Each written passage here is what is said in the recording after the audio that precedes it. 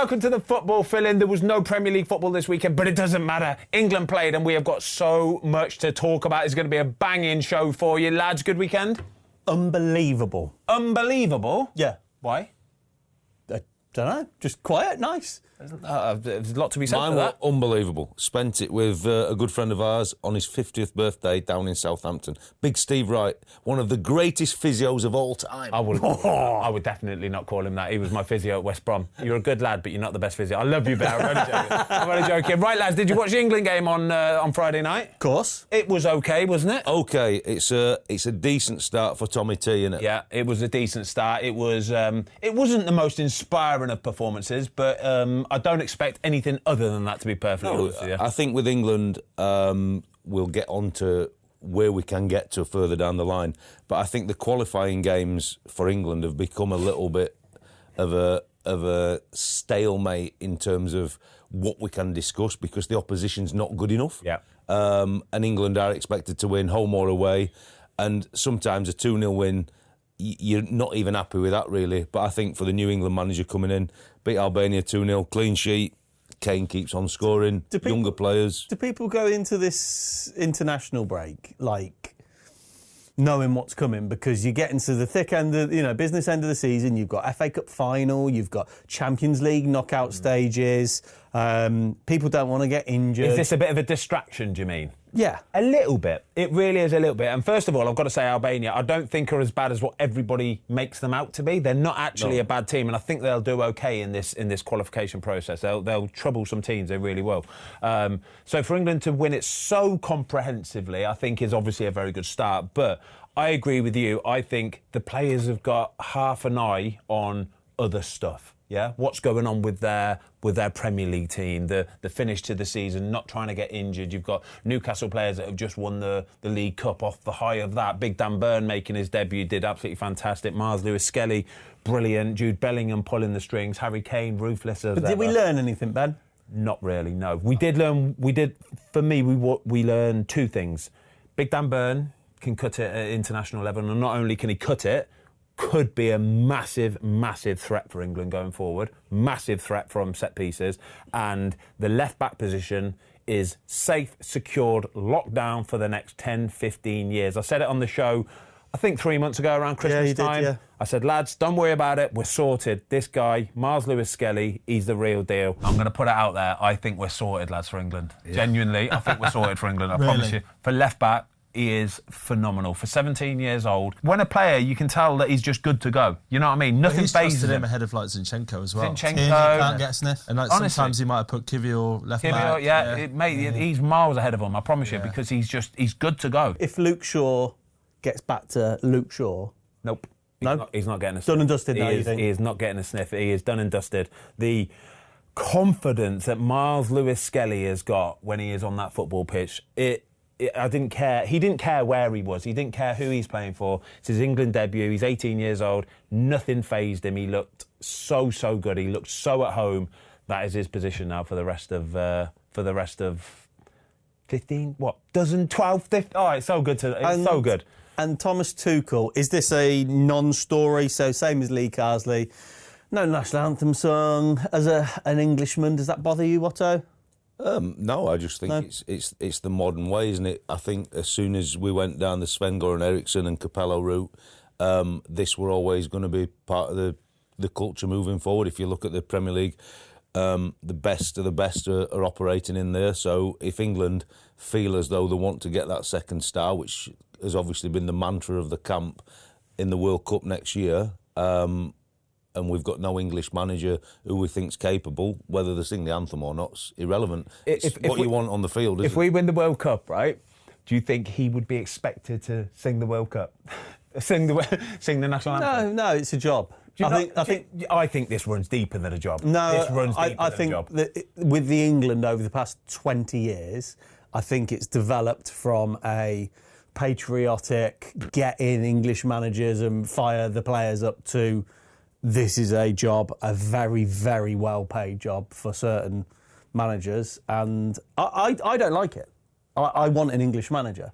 I want an English manager, and I just don't like the fact, and it's not Thomas Tuchel in particular, but there's not an Englishman on the sideline singing the national anthem with the lads. But maybe that's just a naive fan point. Yeah. Look, I think the English coaches out there are still fantastic coaches. I just didn't think we'd got enough winning culture, and I was really upset for Eddie Howe that he didn't get an interview. But if we would have had him winning the League Cup for Newcastle this time last year, and the England job became available because he'd won something, I think that would have changed the narrative, and they would have had to speak to him because England managers don't very often win anything. So I think it would have changed it, and I think he would have been a fantastic coach. I don't, it doesn't bother me. I'll be honest with you, it doesn't bother me that he's German. I think I like the fact that he's a bit of a disciplinarian. I think that's what we've been calling out for a little while, but with a bit more people skills. If you go back to people like a Fabio Capello, for example, it was never going to work. He's too strict. He's too rigid. It is what it is. And it didn't work. It really didn't. He didn't have the people skills to be able to blend the two. I think Thomas Tuchel has got that. But I think going back to singing the national anthem, if we won the World Cup, I think this job becomes so much more emotional and personal. Winning the World Cup is the pinnacle of what it is for being a manager, yeah? Yeah, sure. It's the best thing you could possibly do. And I think if he did that, then you might see him just start to hum along to some of the words or something. Maybe a toe I think the closest you'll get to it is a Mike Bassett scenario when he's on the bar after they've won it. What a movie, by the way. Oh my God. What an incredible movie. It'd be great if we could get Tommy T on the bar singing it when we won it, wouldn't it? I'm going to play 4-4 fucking turn. Yeah, come on, get it up there, big un. So what is success for England, Ben? It will be getting to the tournament safely, which I think they probably will do. You can't ever take it for given, you know. You look at the 90s, like early 2000s, mate, we struggled, all right, to even make it to the major tournaments, OK? So get to the tournament safely, full squad of players, fit and healthy and good to go, peaking at the right time, and then it's producing performances that gets people excited, yeah? That's what it is. If we'd have lost in the quarterfinal or semi-final of the Euros with Gareth Southgate in charge, where we really went for it, yeah? That's fair. Where we really got people off their seats, people go, do you know what? I'll forgo the fact that we didn't make it to the final, we didn't win it. The fact that we excited the nation again, which we've been crying out for the last however many years, that for me is success. I think we need to get to quarterfinal, semi-final at least, but get people off their chairs. I think that's, to be fair, unless you said win it, I was ready to shoot you down then. Nah. But I think that's fair, because we sat, all of us in this room, we sat at every England game last year and miserable, walked away from every England game a little bit deflated, didn't we? Yeah, we were a little bit underwhelmed. And look, Gareth Southgate, you have to give him a lot of credit for what he did. Like, I worked in the Roy Hodgson era, and, you know, our time wasn't deemed successful enough because we were really poor in the tournaments, but we qualified, as I said at the start of this show, relatively easily and didn't get beat in qualifying. It must be, I wouldn't even know the amount of games. I don't think England have lost a qualifying game for 50-odd games. What is it, Luke? Home qualifying game, is it 80? 38. Oh, don't know. 80 was massive. Yeah. That's massive. But it's a long time. But you're actually now, as an England national team, I think for sure we're expected to get to the tournaments, and you judge by tournament performance, and that's where Southgate did very, very well. We're not going to say that it were exciting football, because you've just said we were sat there last year and really disappointed with it, because we were sat in amongst the fans who were amazing all summer, and I think they and we all deserved a little bit more. And I'm thinking all the reports when you speak to the players now, they talk about Tuchel's energy and the drive within it. Now, obviously he's new in the job. Southgate had done 8 years, but there seems to be a bit of fresh impetus within it. And I think the quality of the group we've got, we can keep putting a Skelly in. You can put a Burn in. They fit into the model because they're playing at such a high level week in, week out. If we can get the preparation and everybody fit and well come the tournament, that team is capable of it. There's still loads of positions up for grabs. There really is. A lot of positions. I think the centre-backs, whole defence. The whole defence, basically. Yeah. Kyle Walker, will he be going to the World Cup? You've got Reece James coming back to fitness now. If Reece James gets back up to speed, he's an absolute Would shoo-in. you say Mark Gahey is probably the only Mark Gay, I would say, and Dan Burn at this moment in time would be the partnership. Konsa, though, on Friday night was fantastic. Absolutely brilliant. He's been incredible this season for Villa as well. So that's going to be an interesting one. This is what I mean. I think Miles Lewis-Skelly is probably the only one that's locked in. Harry Kane up top, Jude Bellingham, definitely. Everyone else is all over the shop. We played Rashford on the left. We played Phil Foden on the right. Didn't have particularly inspiring games. Curtis Jones did OK, not fantastic. There's so many positions, but these aren't the games where you're going to find them out. There's so much that can happen between now and the World Cup, and we'll keep learning. We'll keep learning in the summer and how the season finishes and when players are on form and off form. And honestly, it's impossible to name your team. The one thing I don't want to see in the World Cup next year is have the same old story when a Phil Foden comes out a few months later and goes, do you know what, I don't feel like they got the best out of me, playing me on the left, I couldn't get involved in game. Put him on the bench then, right? Yeah. You play, and actually having a Phil Foden to come off the bench as an impact player, for example, is better than him coming, playing disillusioned and then coming out after the tournament and saying, do you know what, they didn't get the most out of me. Is Harry Kane still the main man up top? Yeah, for sure. And we spoke just before we started rolling with the show because we saw him all last summer, and we know he had a problem in terms of his fitness and probably had a slight injury. But he didn't play as England's proper number 9. Yeah.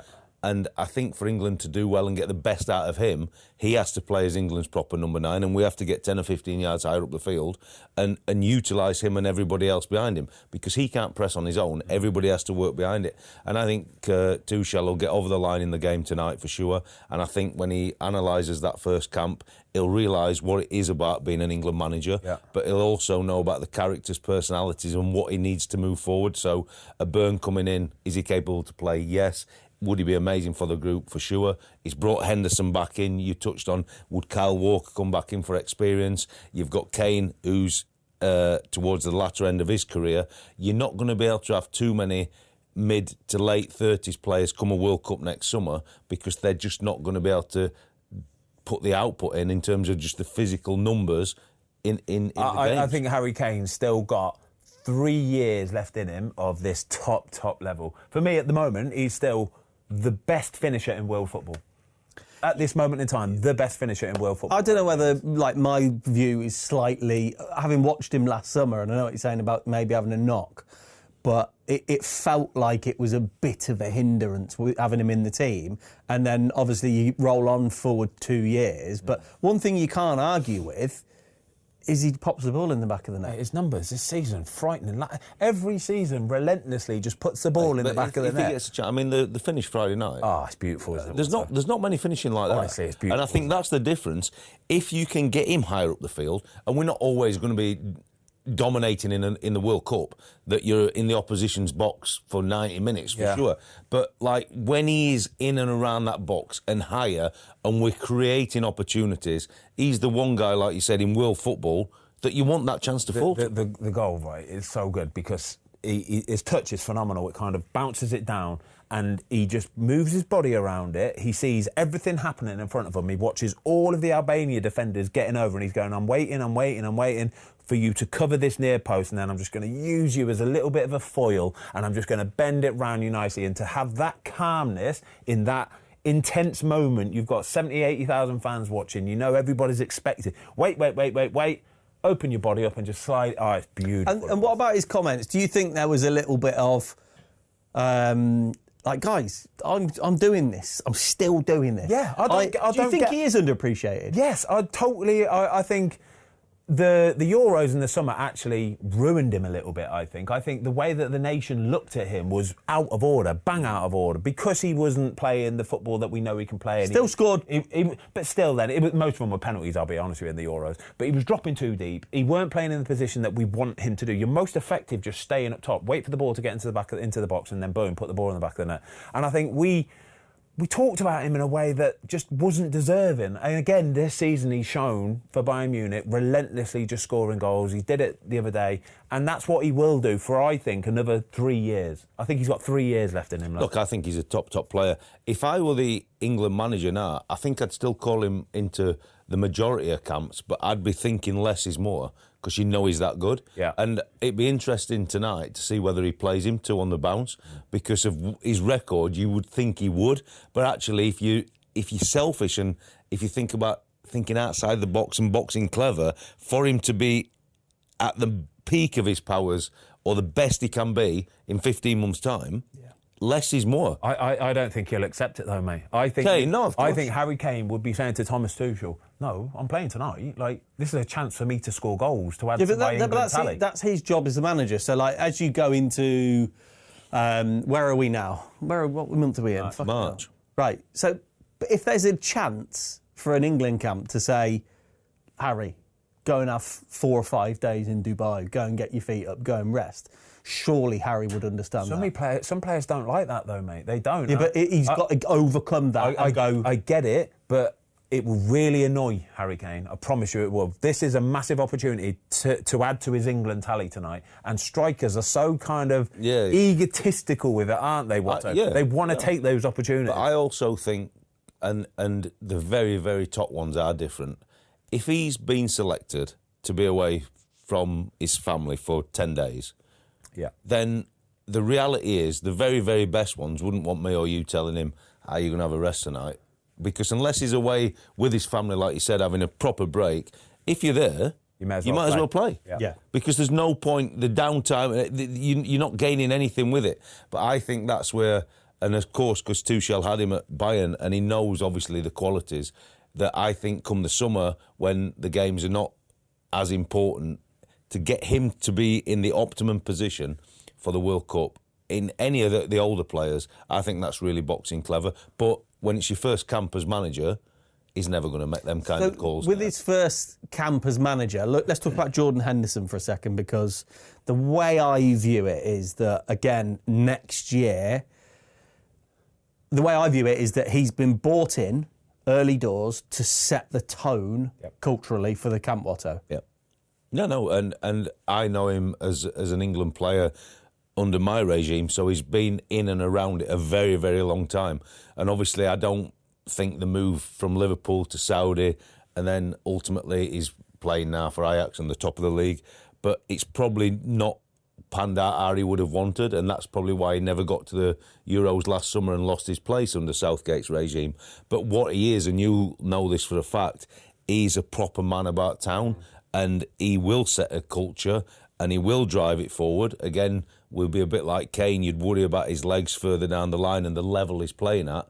But you'll have a Kane, you'll have a Henderson who are going to be well into the 30s at that point. Walker, if he's called in. Now, can they keep driving the culture? Because you drive it with your attitude, but a lot of them have to drive it with the physicality and the demands of the training.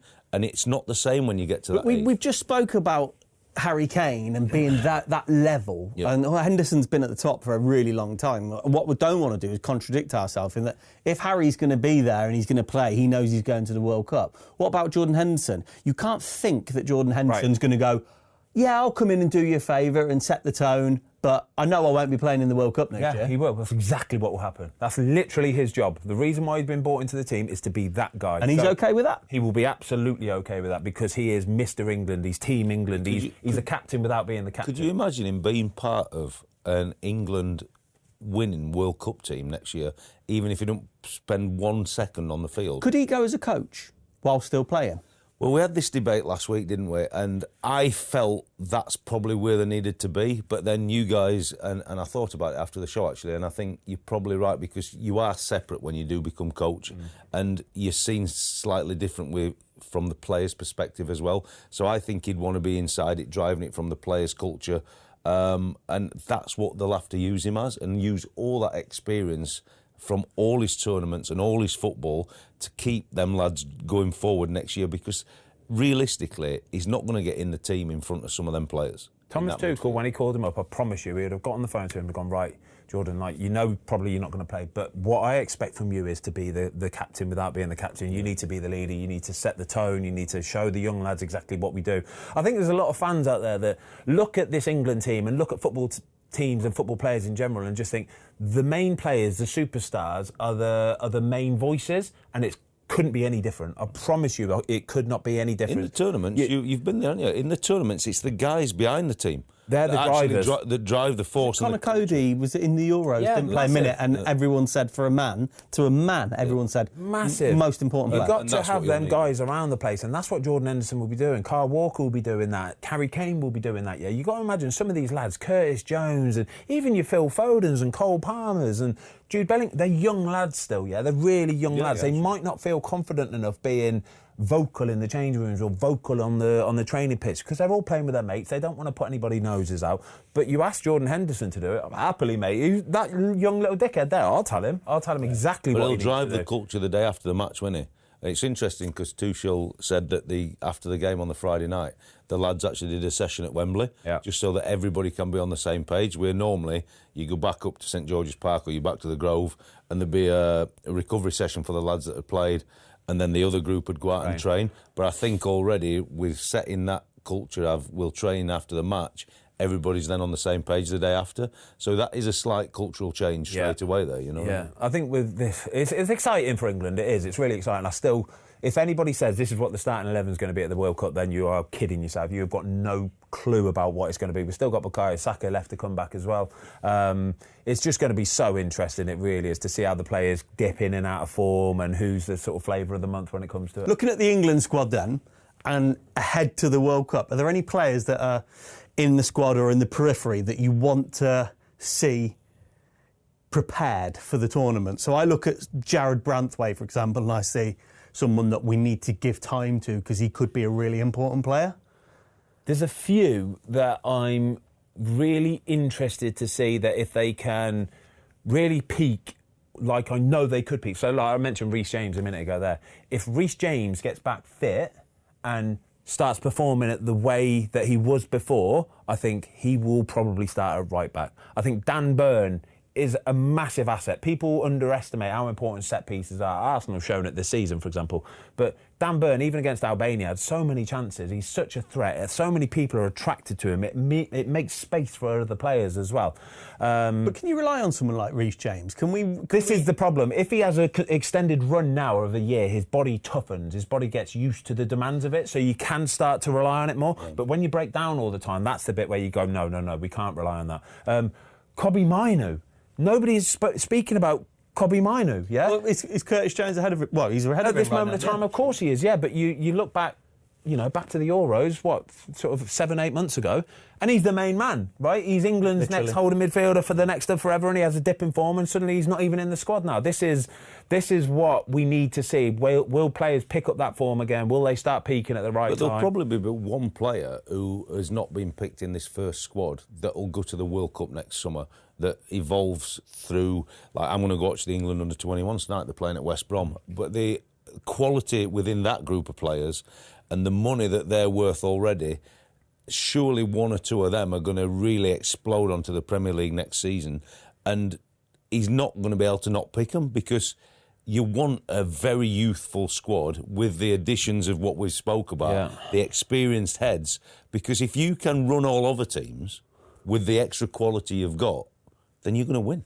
Morgan Rogers. We haven't even mentioned Morgan Rogers, like what season he's having for Aston Villa. Like if he keeps developing the way he is and keeps growing and growing and growing, he could be an absolute monster for England. You look at that front four and the talent we've got. Cole Palmer. We haven't even mentioned Cole Palmer. No, look, I think the team is there and it's set. You need a lot of luck in terms of is everybody at the peak of their powers next summer, and it's 15, 16 months away for sure. But if we're putting it all on paper now and we think there's two or three that's going to break into it, I'd like to be taking the team to the World Cup because it excites me. And it's only the fear factor and playing with the shackles on that is going to stop us. And I'm hoping Thomas Tuchel somehow gives them that freedom to really go and play the way we'd hope they can. But you look at that front five again, though, and you've got, obviously Kane, and then your Bellingham, Foden, Eze's, Gordon's, all of these players that we've just mentioned, but you'll be hard-pressed to dislodge a Jared Bowen because of when you're talking about Harry Kane and needing to press and others help him, players like reliable Jared Bowen Anthony Gordon, they might not be quite as flash as your Aze's, your Fodens, your Palmers, but they're going to be hard to get dislodged, aren't they? We saw Watkins last year when he took his chance at the Euros, didn't he? But there'll be another centre forward next year. It's the straps, whoever it might be Solanke after he's had a year at Spurs and could do something next year. But you're going to need the group from that centre forward bit, because I would love to win that first group match and say, right, Kane, you can have a breather, because you're thinking further down the line. And I think we've got some real quality to replace him with, whoever gets the choice. Should we talk about some Premier League stuff, lads? Yeah, before we do Premier League, Tim Sherwood has come out and he's saying, what's he saying? That unless Tommy Tuchel wins the World Cup, it's a failure. What do you make of that? No, do you know how hard it is to win a World Cup? No, right? don't. It is ridiculously hard. England only know how to do it once, right? You've got the other nations aren't just going to give it to England. Yeah, Spain, France, all the big boys, Brazil, Argentina. They're not just going to let England win. You know, it's not as simple as that. So it's impossible to say that it's a failure for anything other than victory. It's such a hard competition to win, biggest competition in the world. You know, as like I say, for me, success is going to be good, exciting, attacking, get you off your feet football. Going deep. Boom, going deep. That'll do for me. Yeah, OK. Right, what about the goings-on at Chelsea? So at the start of the season, we were very critical about them kind of stocking their squad like someone puts carp in a pond. It was bloody ridiculous. And they've had a good start. They had a good start to the season, fell away. What sort of carp are we talking? I don't know. Koi, you're the fisherman. Mirror? Common? Ghost? What are the expensive Japanese ones? That's koi carp. Is it? Yeah. They're not that expensive, but yeah, they are expensive, yeah. They're like luxury fish. You don't have them you don't fish for koi carp. They're like ornamental fish, aren't they? Oh, really? Yeah. The fish that you fish for are your common and your mirror carp.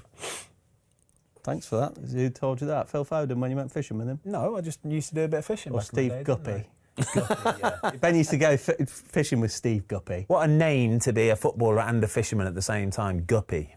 Oh, remember the Guppy turn? He was what a player. What a player. He got an England cap. He got an England cap. Yeah. Anyway, Jadon Sancho going home to Man United. Yeah. So Chelsea have got an obligation to buy him for 25 mil, I believe, if they finish in the top half of the league. Yeah. Now, this is going to be some kick in the bollocks that they don't want him and are going to have to pay Man United a $5 million fee to send him back. What do you make of that? Yeah, I would be very surprised if Chelsea took up that option and paid the money. He's been okay this season, Jadon Sancho. Hasn't ripped up any trees, and I think that's the part there. If he did rip up trees, 25 million's a snip.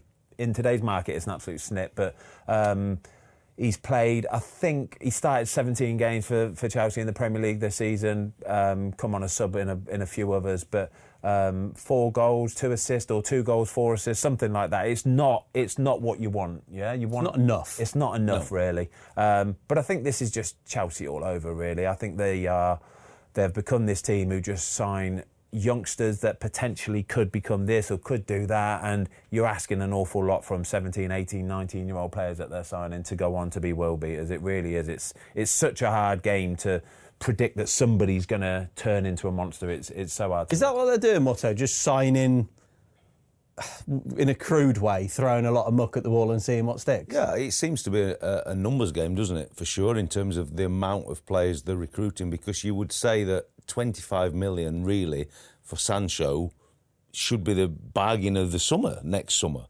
But you're just not quite sure what he's going to deliver.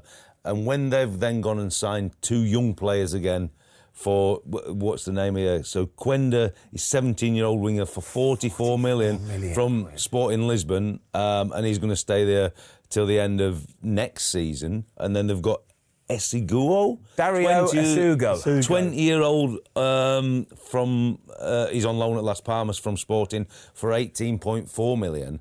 Like, they're going down a certain route with it for sure. And yes, it's a lot of money, but it's a big numbers game, because I'm not too sure how many of these can come and make a big impact in the Premier League for them. When you think Sancho's a proven Premier League player for 25 million, you'd think they'd stick with it, but it's not going to happen.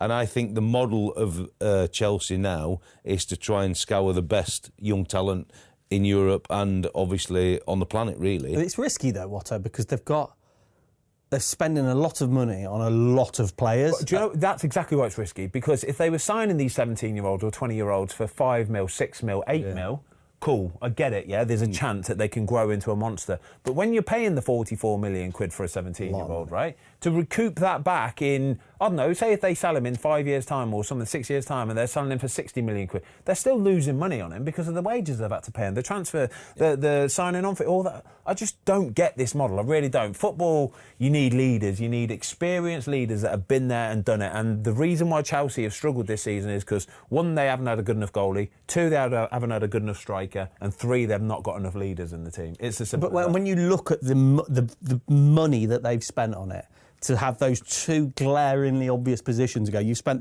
that much money and you don't have a goalkeeper. Fine, just get the spine of your team sorted with experience and reliability. They're signing young talent all the time, but the figures don't represent where they're going to either make a Premier League player or make some money from it, because they're paying top fees. Yeah. So it's very difficult, whereas we'll come on to a Bournemouth type. You can get signings under the radar that will eventually grow into massive deals for you. I think Chelsea are just trying to do it, but like they've got a report here from UEFA said that in 2024, Chelsea's squad was comfortably the most expensive ever assembled. 24% higher than the previous record by Real Madrid in 2020, and they're still going. They're still pushing on with making these signings. At least that Real Madrid team in 2020, you knew for a fact would have been challenging for La Liga. They would have been Champions League semi-finals, finals, guarantee. Yeah. You know what you're getting with a Real Madrid, right?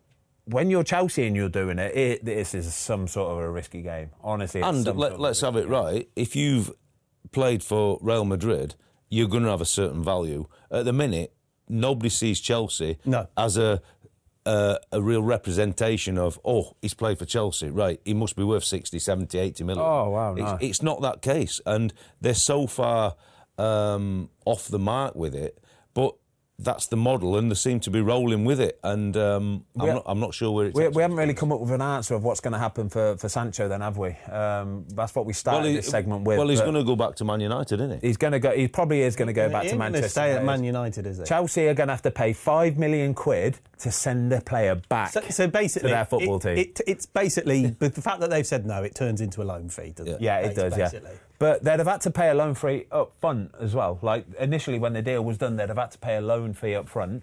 The reason why that £5 million fee is in there is because Manchester United managed to negotiate this £25 million buy fee, which is quite cheap, because if he would have gone to Chelsea this season and ripped it, 25 mil's a snip, and you'd have had Man United fans going, no. It's the wages, though. Again, it's the problem is the wages. 200 grand a week, apparently. 200 grand a week. So he's going to go back to Manchester United, and he's probably going to do something similar to what he's done at Chelsea. He'll start half the games, he'll do okay, but it's not going to get Will he, though? Will he just get shipped back out? Because, like you said earlier on, Watto, is he a proven Premier League player? I'm not sure. Definitely he is. not a proven Premier League player. He's not, is it? And if he goes back to Man United, which he will, and Amarin has a look at him in the first 2 or 3 weeks of pre-season, he's going to have to make a big decision for him because of the wages, like you said. You know, if they really want to get anywhere near the top 10 in the league, they've got to sign X amount of players, Man United,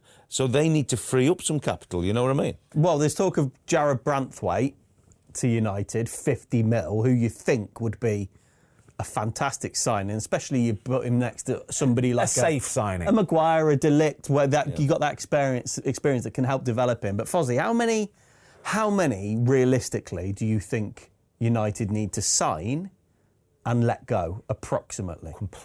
Clear out, complete new signings. But what, like 7, 8, 9, 10 out? Easy. It has to be. If they're going to do it brutally and properly, but they won't, because it's going to be too expensive. It's going to be too expensive. The second you tell players that they're going to have to go, they dig their heels in and they'll go, nah, I don't think so. So with Antony, for example, let's use Antony as an example. He's done enough already where is he, Betis? Yeah. Where Betis, you'd think, will go, we want this guy.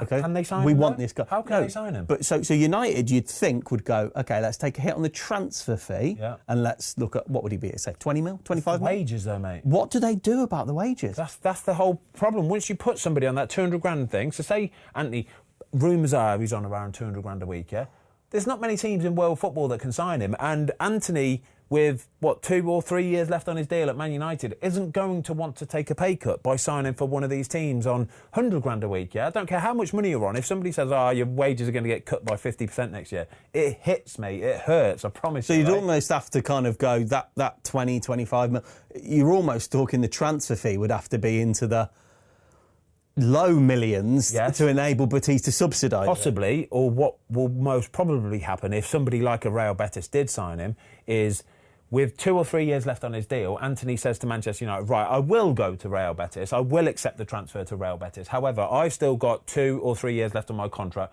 which is worth, 20, 30 million quid, yeah? What you guys need to do is pay me 40% of that. Pay me 40 or 50% of that, 20, 30 million quid, direct payment into my bank, yeah? And then I'll go. You cut your losses. You don't have to pay the full 100% of what you owe me. They can't do it. We'll only do it to 40, 50%, and then I'll happily be The only winner in all this situation is a club like Real Betis. Yes. Because it's absolute gold standard business for a club like that to get a player, and I know we've been critical of him at the Premier League, but a player of his ilk to be on such low wages, such a low loan fee. He'll still be their highest earner. He'll still be their highest earner. But Man United will be paying 2/3 of it come the end of it. Yeah. And that's the way to actually do your business. Not like your Chelseas, not like your Man Uniteds, and teams who are at a lower level doing good business like that. But that don't help Man United.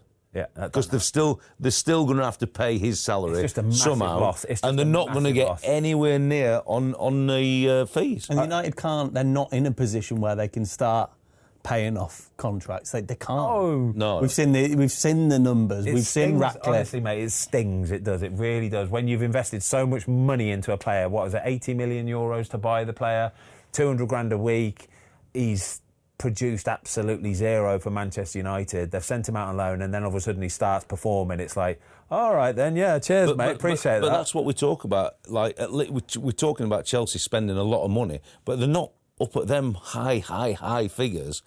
There's a chance that somebody can come out of the pack there, but not too many. But Man United just paying top of the market prices all the time. Well, it's the same as Chelsea, though. Like, Chelsea come with the reputation, like Man United, in the fact that, let's talk about Bournemouth, right? So we talked about it a few weeks ago, didn't we, Ben, where if Man United and Chelsea come knocking for a player, it's 30 mil, it's 40 mil, it's 50 mil. It's just the way of the world. Yeah. If Bournemouth come knocking for a player, yeah, it's a different price point. Completely different price point. It's all to do with knowing how much money the buying club has got, right? Or perceived to have. Perceived to have. So if you're one of them big boys, you know you've got hundreds of millions of pounds. It's as simple as that. If you've just sold a player for 150 million quid, yeah, other teams around you go, oh, they've got a lot of money all of a sudden. Like, if they want one of our players, they can pay over the odds. Remember when Bale went for all that money? Yes, and they went and signed, I think, 4 players off the back of it, didn't they? Etienne, Capoue, and there was like big money, Lamela. And... Exactly, yeah. They signed a load of players. But the selling club know that they've got money, so they just inflate the prices. When it's a Bournemouth, for example, they do it properly. Bournemouth do it absolutely properly. They will make an inquiry into a player that they've identified as being a real top-class talent, and they'll say, right, this is what we can do, and it's not going to budge much more than that, right? So there's very little wiggle room for the selling club to be able to go and go, no, double it. It's not going to happen like that with Bournemouth, it won't. And they've been able to identify some incredible talent, by the way. Incredible talent for very cheap. So straight away here, look at this. Huijsen, is that how we pronounce it? Huijsen. Isn't that what you put on your crispy duck pancakes from the Chinese?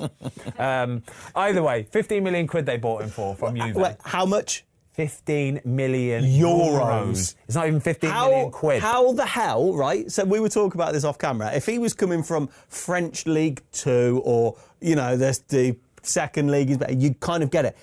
He's come from Juventus. How the hell did they sign this lad for 15 million euros? I saw him for Spain, right? And he looks like a prime bloody Maldini. Rolls Royce is what he is. Rolls Royce. We were talking about before the show, weren't we, Watto? Juve, Juve are the big losers and all that. Dropped a bollock big time. Juve will be watching this going on, going, oh no, what have we done? What have we done? We've sold this kid for 15 million quid. And he's got a 50 million pound buyout clause in his contract, right? And realistically, with how much he's improved, he's probably worth more than that. So there are going to be clubs sniffing round him like flies over the proverbial in the summer. I promise you they will. You know, with the buyout, how does it work? So does it, like, if someone triggers it, is that what the fee has to be? Has to be, yeah. Have to pay 50 million quid for him. Again, they structure it how they want to structure it to... It's basically the club selling for 50 million will say, right, we want it all in one go, lump fee. That would be incredible, but it don't always work out like that. So the buying club will go, how about we pay it over 3 years? How about we pay it over 4? And then it's all the negotiations to make it structured however it's going to be. Right, so he's 19 years old. Watto. Yeah, he's got a chance. At that age, we're saying how have they let it happen? At that age, even within the space of 9 months to a year, the development of a player at that formative age can be incredible, can't it? Yeah, I think Bournemouth have got lucky in terms of they've identified him, and obviously with the Spanish connection, Iraola being the manager, I think it's all just aligned with the stars this year for him. And it wouldn't naturally always be that way. And obviously Juve at the time thinking at that point it'd have been 18. We've actually done all right. 18 million euros. 15 million. Sorry, I think 15 million euros. Yeah. He's 18 years old. Actually, that's proof that we've done something all right. But, like, you would have still thought that they have to see that there's something within him that now Bournemouth and Iraola have taken to that level, because obviously the ex-Bournemouth sporting director, Richard Hughes, would have been part of that process. He's now gone to Liverpool, and that's why the danger signals are flying around Bournemouth, because obviously he knows the intricacies of the guy and obviously knows the talent, and he would have brought him into Bournemouth, and Bournemouth just can't fight off such a big team like Liverpool or whoever else gets involved in the process. There'll be players that will have release clauses that aren't public knowledge, right? Yeah. And the player obviously is going to know that, the agent's going to know that, and that's how it will generally get out. Yeah. But with Richard Hughes leaving Bournemouth and going to Liverpool, he's going to know every detail of every player's contract. Yeah. And you would think even a good team like Liverpool, that Kerkez, Huijsen, Semenyo, these would all play for Liverpool. They all fit the bill of Liverpool FC for sure, and I think they're the kind of players that if your Mo Salahs are leaving and then your Virgil van Dijks are leaving, Trent I think is almost guaranteed to go, then you are going to have to start the restock ASAP. And these players come in, I'm not saying they're like for like yet, you're talking about an 18-year-old, 19-year-old kid, it's a massive ask to try and fill the shoes of Virgil van Dijk, but it's a good start. It's a good start. I said a minute ago, somebody who's going to have their hands on their head, absolutely gutted that they've lost out on this player's Juve. Another team is the Netherlands, by the way, because he played for them at the under-17s and 19s level, and now he's jumped ship over to Spain. I guarantee you the Dutch team are all going to be going, oh gosh, look at this Rolls Royce. This is perfect for us. VVD and Huijsen at the back. Knocked him out last night, didn't he? Oh, exactly. So, it's good. I like the way Bournemouth do stuff. They do it properly. They take their time identifying players, and if they're going to go for it, they go for it properly. Even putting out buyout clauses. Don't get me wrong, it probably could have been 60, 70 million. You'd have teams sniffing around it, but 50 means that will get triggered this summer, guaranteed. I mean, the reality is, the sad thing is that 50 mil this day and age for a Prem player like that is not a huge amount of money. The big ask of a young player, especially a centre-back, right, coming into the Premier League is whether they can hit the ground running, whether they can adapt, right? It's a massive step up even from Juventus, even from Italy, even from playing in Holland, it's a massive step up. It really, really is, right? And I think this is all factored into the fact that teams want to buy him now, is that they see him on the pitch and it's the eye test. It really is the eye test. To watch somebody being calm and composed and looking like they belong, that is a massive factor in all of this. So if he signs for Liverpool, will he be playing next to VVD next season? I think VVD is going to go. Do you think they're all going to go? I think they're all going to go. I can't believe we're getting to this stage of the season and nothing's being The longer it goes on, the more you think. That's the bit that makes me worry. It really does. I think when you got knocked out of the Champions League and you lost the League Cup and you're so far clear, you needed a good news story from Liverpool. That would have been the time. And that would have been the time for one, well, look, we think Trent's gone, but for one of the other two, for them to say, right, we're going to go in with some positivity here, and it not to have happened, I fear the worst for Liverpool. They've got 2 weeks for me. They've got 2 weeks to announce it that one of them signed or two of them have signed. And if we get past that, I think it's done. I think they're gone, because I agree with Watto. There's been too much negativity around Liverpool lately in the last 3-4 weeks.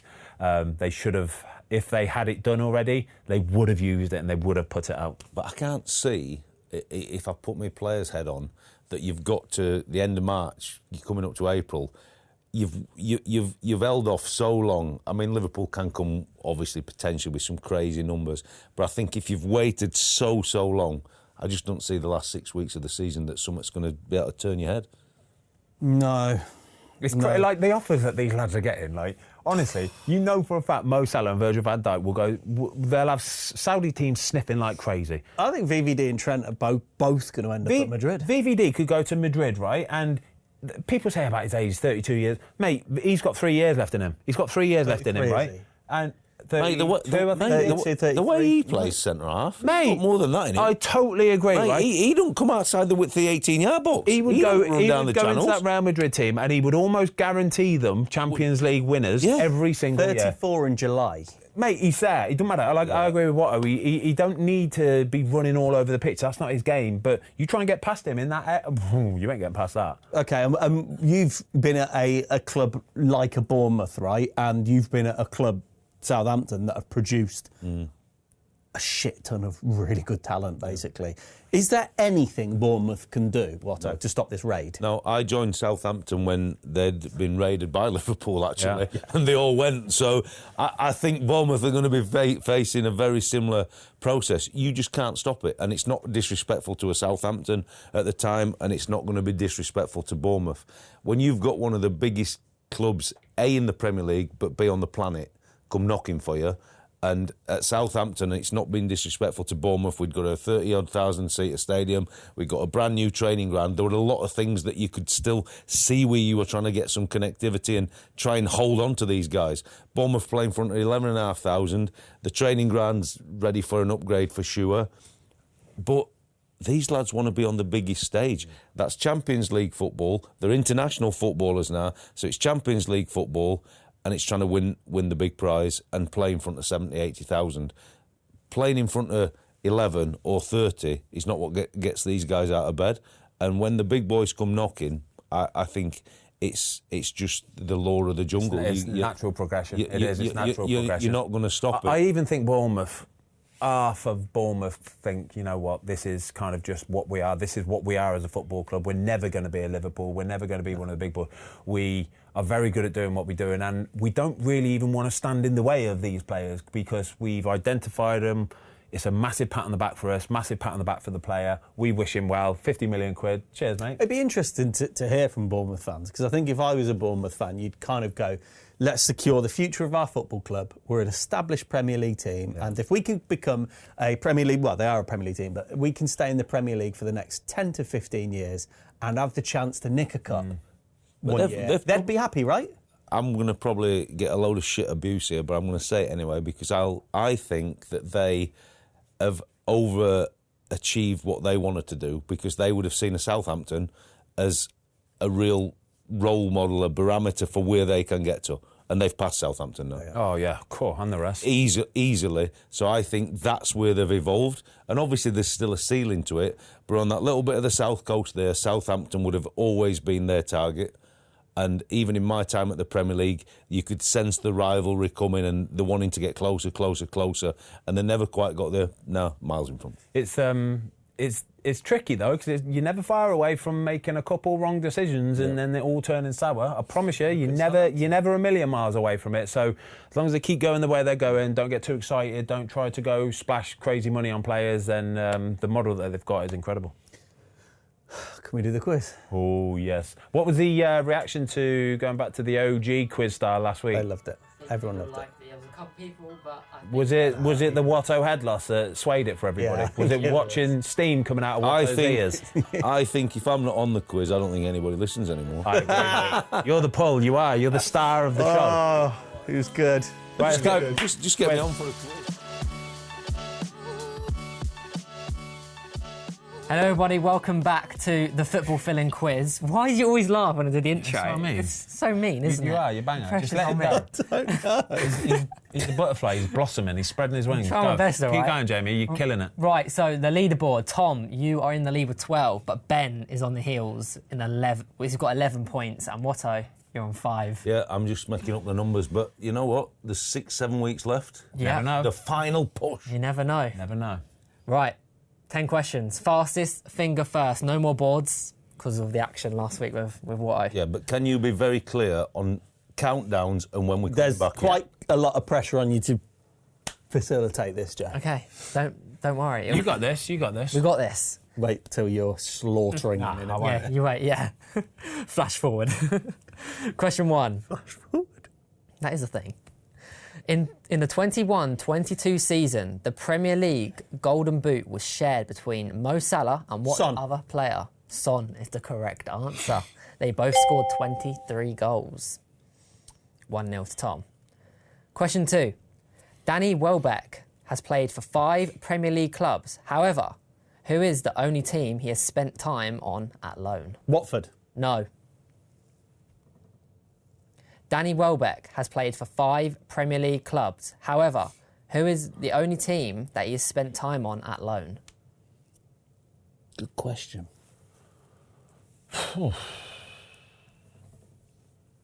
5, 4. Bolton. No. I said Brighton. 3. No. Brighton first. No. All back in. Arsenal. No. I can only think of 3. 4. I can't think of the 5th. Man like Welbs. We need to get Welbs on the Foscast. Foscast, by the way. 5. Burnley. No. Sunderland. Sunderland's the correct answer, Watto. Darn it, Watto! Love it. Good. Danny Welbeck has played for United, Sunderland loan, Arsenal, Watford, Brighton. Yeah. Very good. Question 3. It's a career path question. I have played for Bournemouth, Liverpool. Ings. No. I'll say it again. I have played for Bournemouth, Liverpool, Tottenham, Solanke. Southampton. No, not Solanke. I'll say it one more time. Yeah, can you give me like at least 20 seconds now then, right? Yeah, don't. No, it's 5 seconds. No, he's talking. No, he's talking. The original question was asked. talking. I'm not thinking about the question. The original question was asked about fucking 7 seconds don't buy ago. it. It's fine, it's fine. I have played for Bournemouth, Liverpool, Tottenham, Southampton. That's it.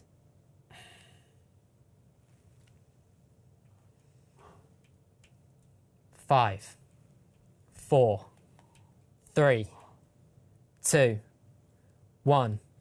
You're all back in. I have played for Bournemouth, Liverpool, Tottenham, and Southampton. Oh. 5, 4.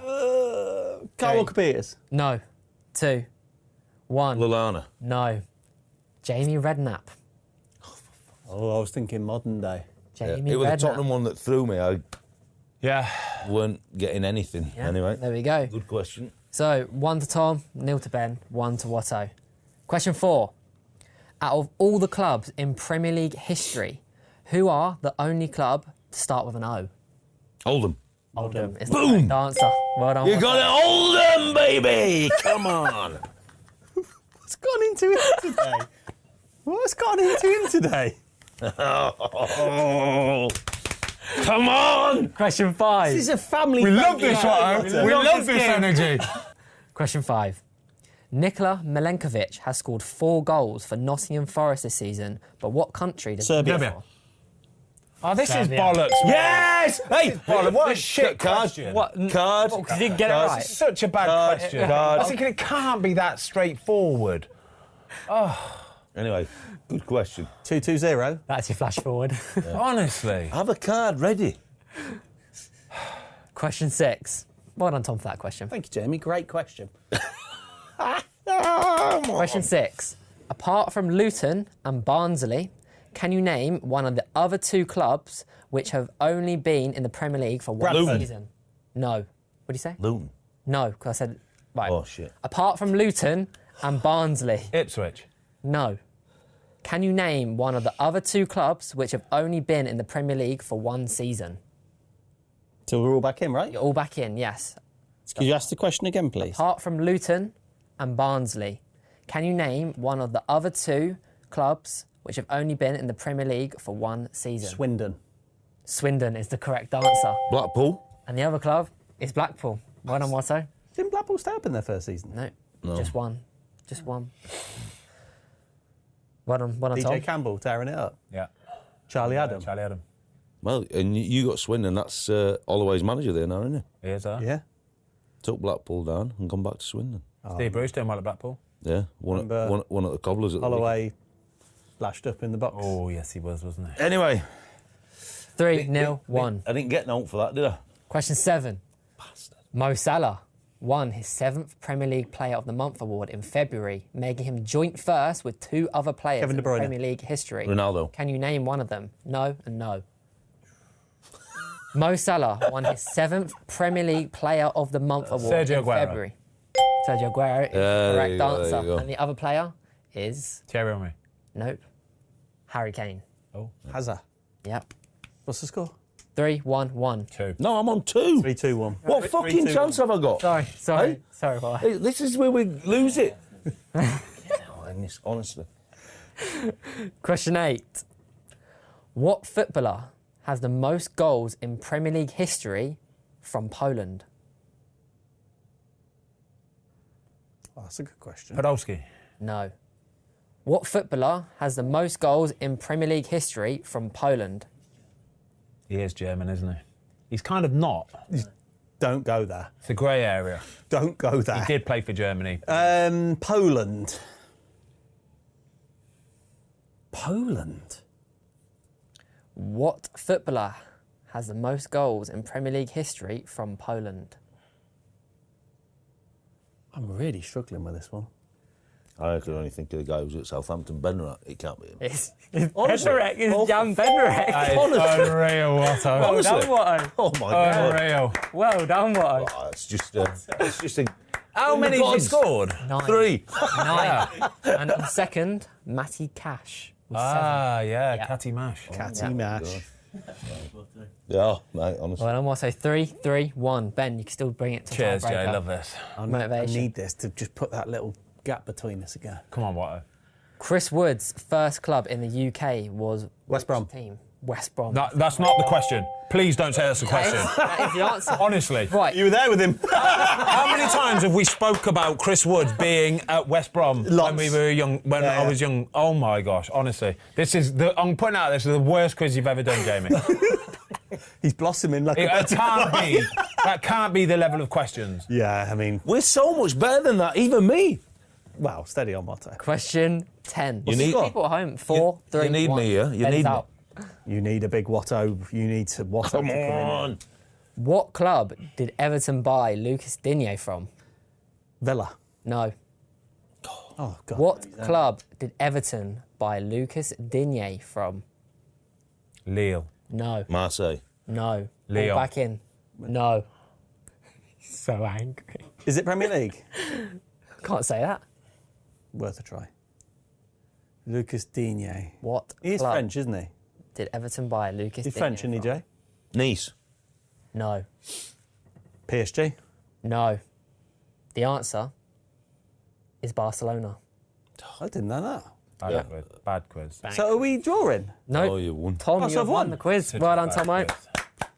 Honestly, the Serbian, Bad quiz. the West Brom question. Oh my I God. thought, Jay, you were blossoming into a butterfly, wasn't he? Len? Or You is need, he Yeah. you need your Regret. cards back in right, the don't you? cocoon? Pupae. He's regressed. Just because he didn't win. Awful. Fuming. Just can't get it over the line, can I? If I speak, I'm in trouble. Yeah. 3 is good, yeah. Add that to the stats. Yeah, +3. Tom, well done. Well done, Right, Tomo. on the final stretch now. Yep.